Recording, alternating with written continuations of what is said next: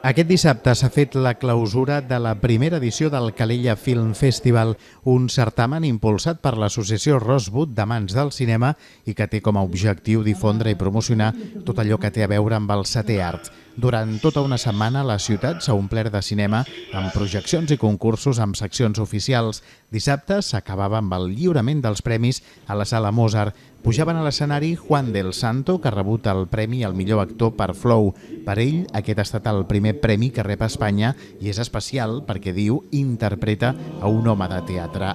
La película por la que me han premiado es por un actor de teatro y ahí también convergen factores, digamos, fibras que hace que me haga especial ilusión también. Y luego si a eso le añades pues que la gente del jurado, bueno, pues son actores profesionales muy buenos, que trabajan mucho, que si Mario Lafuentes, que ha trabajado mucho con Almodóvar y sin Almodóvar, y así tanto, y Juli Fábregas, y Sitjar, etcétera, etcétera. Hombre, pues que te premien colegas, ¿no? Pues siempre lo valoras, ¿no? Lo valoras mucho.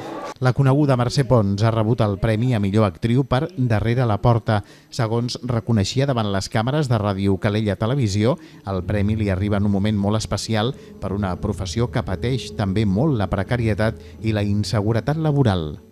És un premi molt especial que m'arriba en un moment molt especial de la meva vida, també perquè és un moment en què estem passant aquest moment tan dolent que és, per exemple, aquest festival és fruit d'aquest moment, no? De que la gent està rodant amb menys diners, no?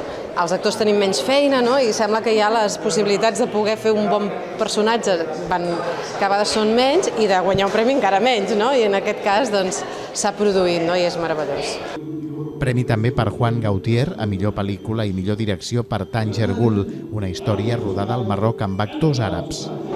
Y bueno, el punto especial también que tiene de repente que te premien una película como esta, que está rodada en Marruecos, ¿no? Que los personajes son árabes, que es una historia que aparentemente puede ser lejana, pero que en realidad habla de gente joven que està luchando un poco por encontrar su lugar, su espacio y por sus ideas y por sus sueños. La resta de premiats van ser J. Aronac, millor guió per Ira, i Ramon Termans, premi especial Rosewood per El mal que hacen los hombres. Pel que fa al concurs Límit 48 hores, els guanyadors de la categoria d'11 a 17 anys han estat els germans Genís i Cèlia Membrives amb el seu curtmetratge Cargols. A la categoria de 18 a 24 anys, el treball Little Children i finalment, a la categoria sènior, Heroica del calellenc Albert Arcas.